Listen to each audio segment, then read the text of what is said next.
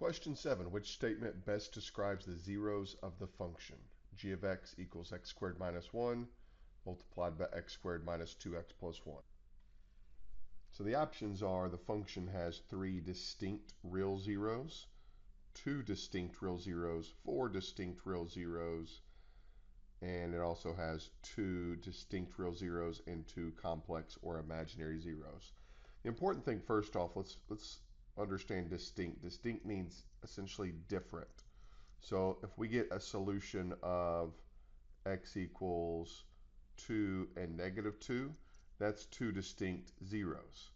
However, if we get something like x equals positive 1 and x equals positive 1, that is 1 distinct zero because it's the same solution with the multiplicity of 2.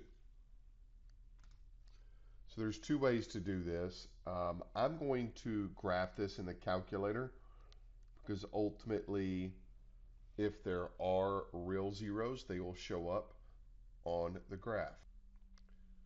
So we want to go to our graphing calculator of choice, and I'm going to graph this function, x squared minus 1 multiplied by x squared minus 2x plus 1.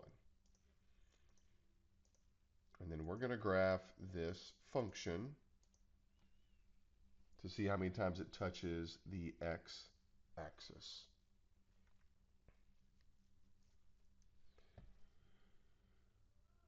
So it appears it touches the x-axis in 2 different points, once here on the left and then once here on the right, but it's not entirely clear.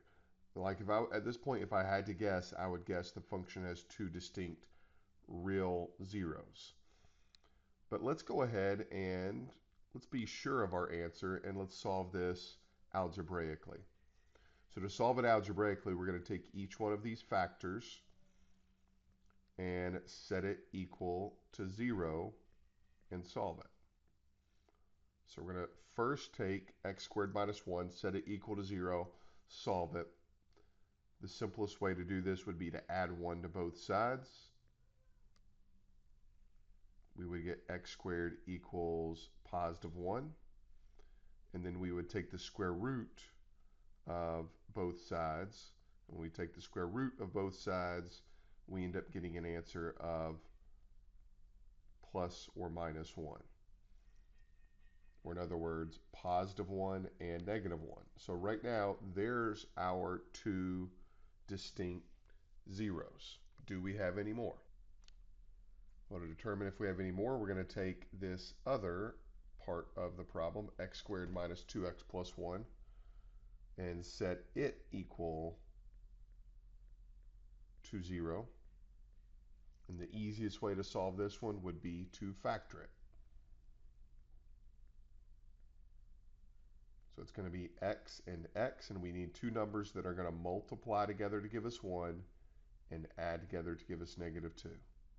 Well, that answer is negative 1 and negative 1. Negative 1 times negative 1 is positive 1, and negative 1 plus negative 1 is negative 2. So that's how you factor x squared minus 2x plus 1. If you set each of these factors equal to 0 and solve each one individually for x, should be pretty clear at this point.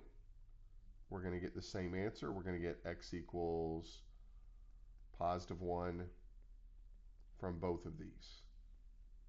So that is just one distinct 0, but we already have x equals 1 listed over here. So that means we have 2 distinct real zeros, and we ended up with 0 complex zeros. So this was not an option either.